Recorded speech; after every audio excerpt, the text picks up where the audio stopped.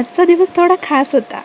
सगळे कामाच्या गडबडीत असतात, पण आज ठरवलं वेळ काढायचा फक्त एकमेकांसाठी. आज आम्ही आलो होतो शिवशक्ती डायनिंग हॉल येथे अस्सल राजस्थानी जेवण करायला.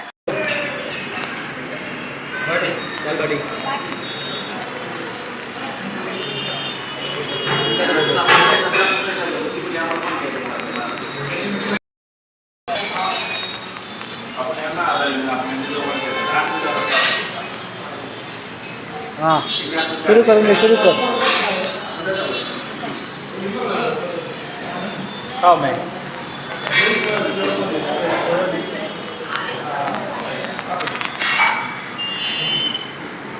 जेवणामध्ये होतं तिखट कढी, गोड कढी, पनीर आणि अजून एक सब्जी, गवारीची भाजी, चपाती, पापड, ढोकळा, लिंबू, लोणचं आणि डाळबाटी.